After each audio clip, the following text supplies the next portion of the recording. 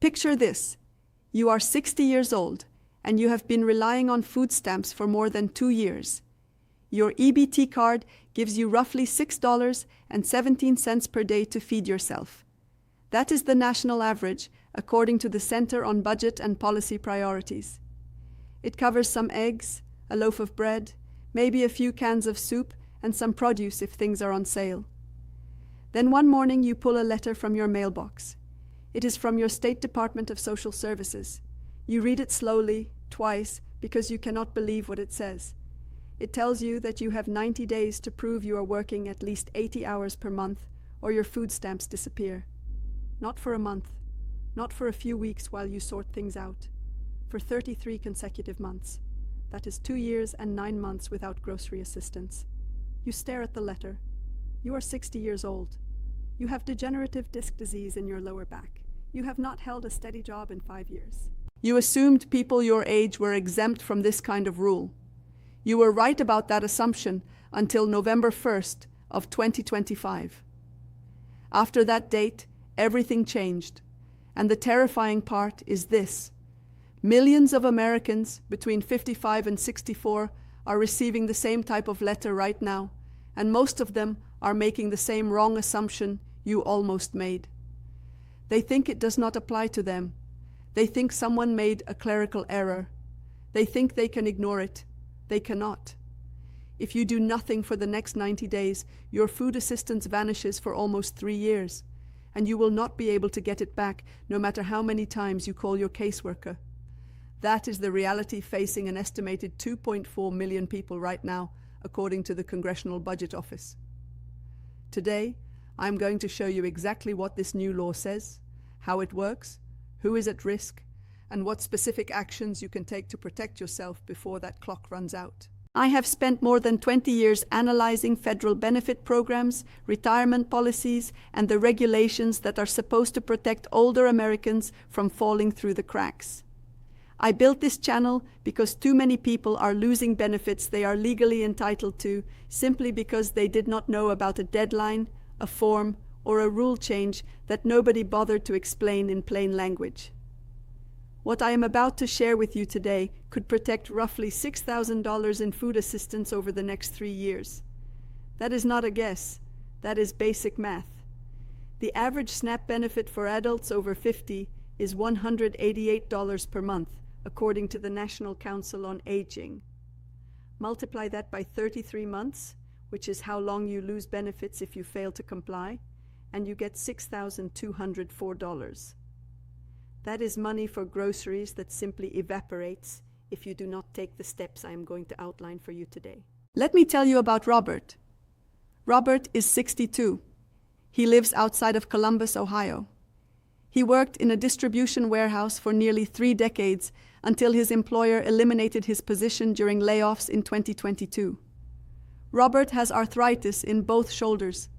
He has chronic lower back pain that makes standing for more than 30 minutes at a time difficult. He receives $142 per month in SNAP benefits. Not a fortune, but enough to keep fresh food in his refrigerator. In late October of 2025, Robert received a notice. It informed him that he was now classified as an able-bodied adult without dependents, which the federal government abbreviates as ABAWD. The notice said he needed to document 80 hours per month of work activity, or his benefits would be limited to 3 months. Robert glanced at the letter and set it on his kitchen counter. He had been on food stamps for years. He remembered clearly that people over 55 were always exempt from this requirement. He assumed the notice was a mistake. He did not call his caseworker. He did not contact his doctor. He did not sign up for any volunteer position. 3 months later, in February of this year, Robert tried to buy groceries with his EBT card. The transaction was declined. When he called the county office, they told him his case was closed.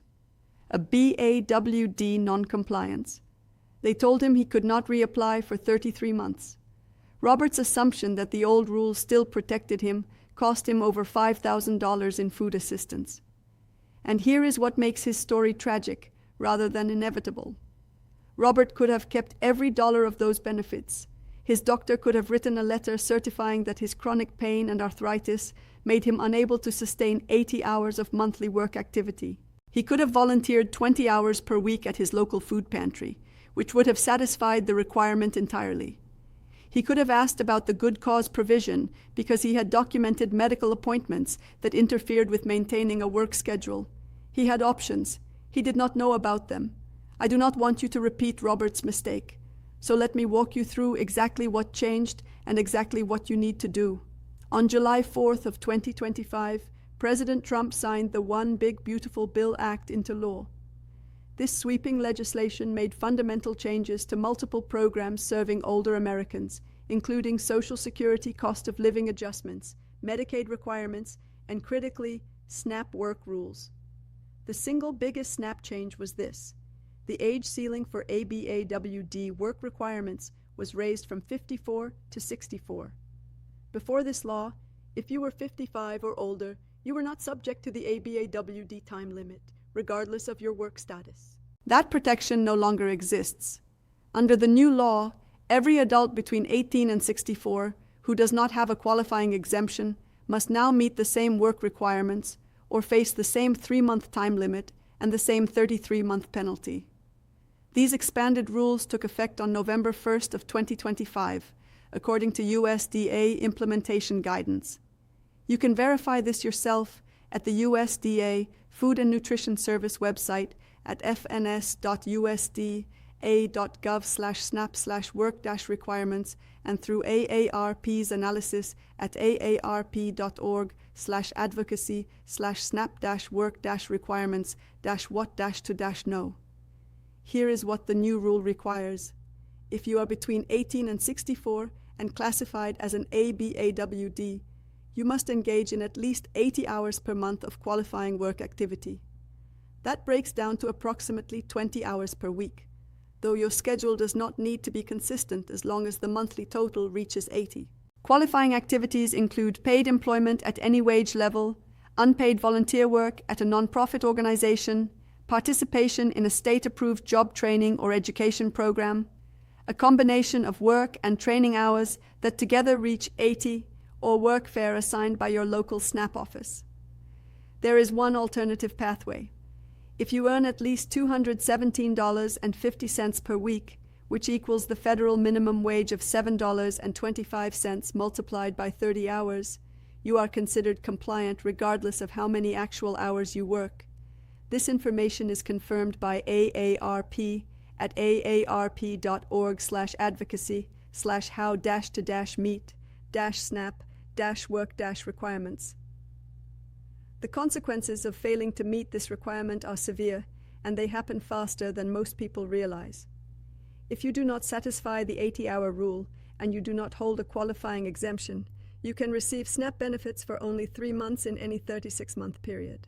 After those 3 months expire, your benefits are terminated and you are locked out for the remaining 33 months of that 3-year cycle. You cannot reapply during the lockout. You cannot receive any SNAP benefits during that time.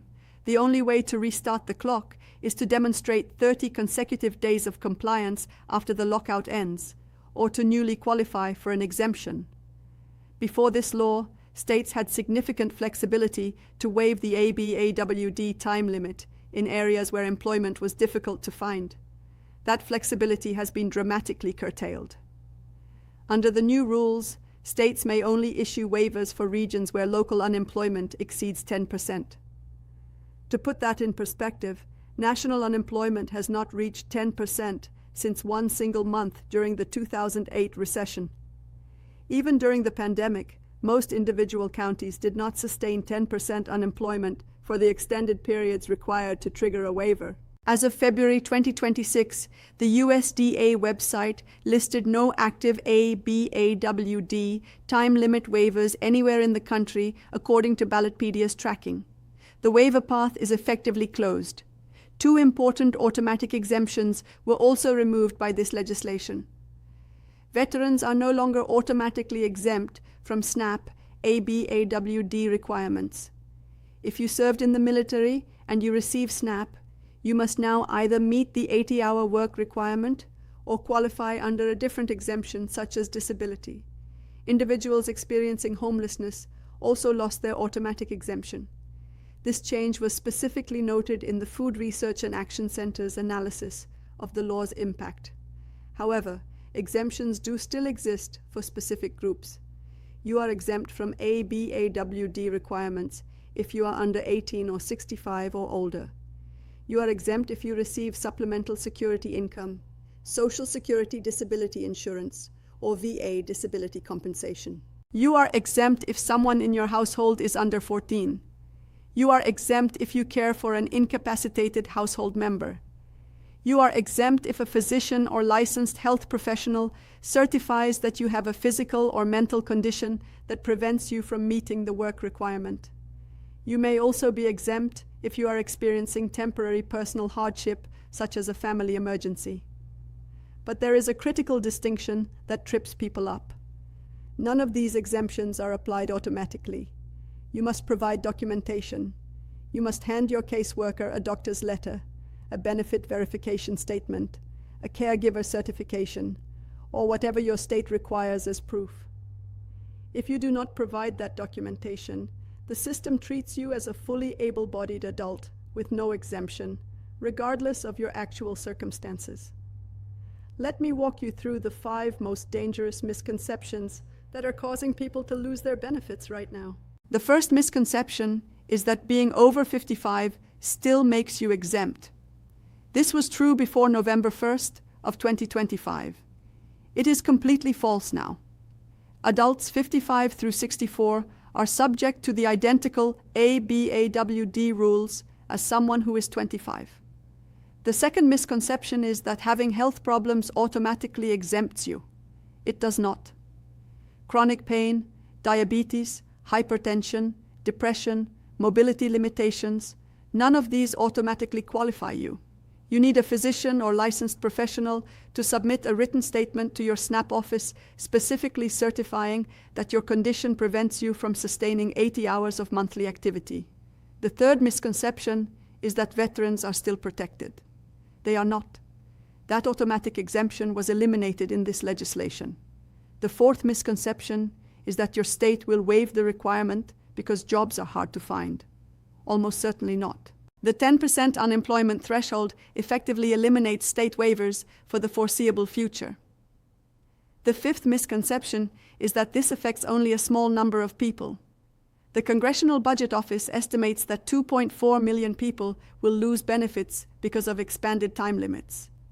SNAP serves more than 11 million adults over age 50.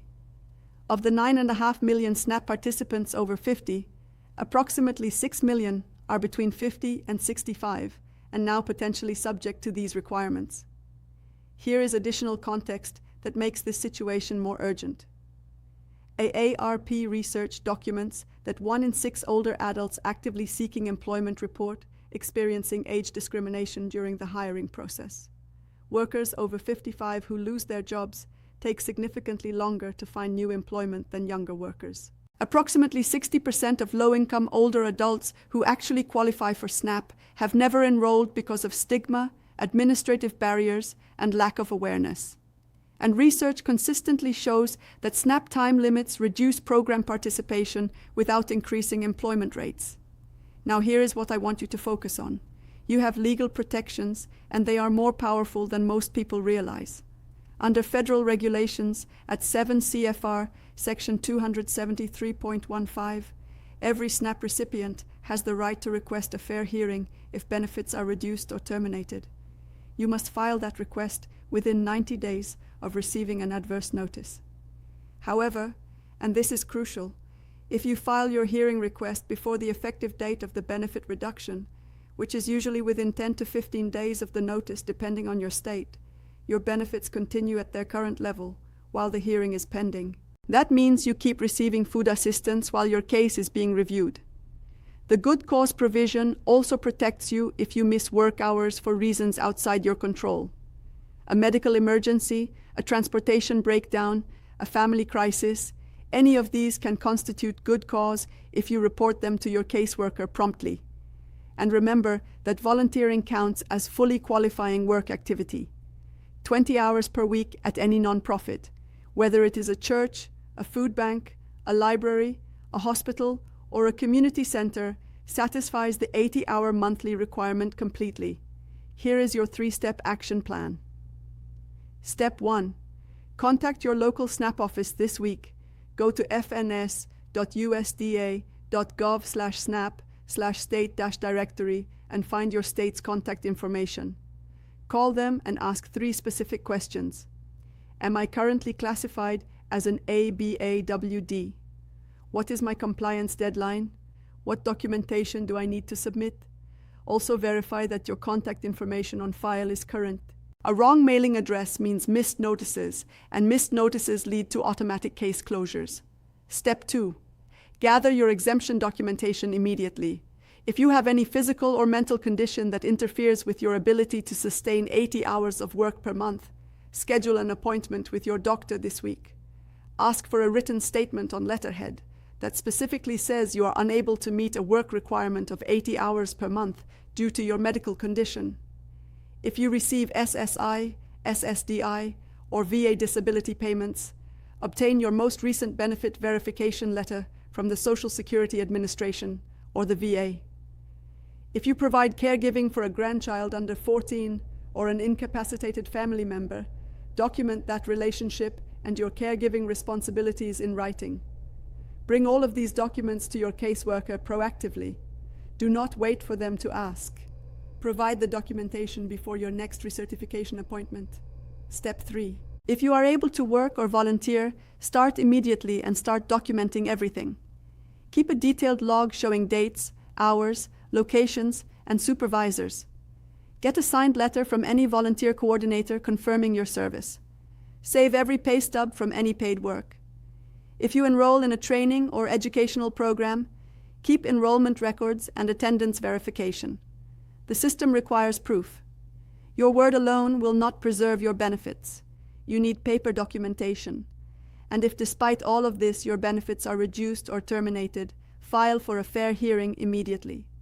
File within 10 days of the notice to preserve your benefits during the appeal. Every day you delay reduces your options. The broader picture makes urgency even more important. SNAP lifted approximately 2 million adults over 50 out of poverty in 2022, according to Census Bureau analysis. In 2023, 12.6 million adults over 50 experienced food insecurity. Research consistently links loss of SNAP benefits to increased emergency room visits, higher hospitalization rates, and worse health outcomes. 1 in 4 older adults in this country experiences some form of malnutrition, and this is not the last change coming. By early 2027, Medicaid will impose identical 80-hour monthly work requirements on non-disabled adults 18 through 64. Up to 9 million Medicaid enrollees ages 50 through 64 could face loss of health coverage under those rules. States must begin covering 75% of SNAP administrative costs in fiscal year 2027, up from 50%, which may lead some states to reduce staffing and make administrative errors more likely. Crystal Fitzsimons, president of the Food Research and Action Center, stated in August 2025 that these changes significantly increase administrative costs at a time when states are already stretched thin, trying to implement multiple program changes. That added complexity means mistakes will happen. Your case could be one of them. Do not let a single missed deadline or a single missing document cost you 3 years of food assistance. If you are between 55 and 64 and you rely on SNAP, your protection window is 90 days or less from the date on your notice. The law has changed. The exemptions have narrowed. The waivers are gone. But your rights remain. Your ability to volunteer counts. Your doctor's letter counts. Your right to appeal counts. You have options if you act before the deadline passes. I have created a free senior benefits protection guide that covers every step in detail. It includes the exact forms you need, a checklist of exemption documentation by state, a volunteer hour tracking template, and contact information for legal aid organizations that handle SNAP appeals at no cost. Click the link in the description below to access it and join the alerts channel where I share deadline reminders and urgent rule changes before they take effect. Share this video with anyone you know between 55 and 64 who receives food stamps. They need this information before their 90-day window closes. And if this content helped you understand what is happening, subscribe so you do not miss future updates on Medicaid work requirements, Social Security changes, and every other policy shift that affects your financial security. This is Benefits Blueprint USA. Stay informed. Stay protected.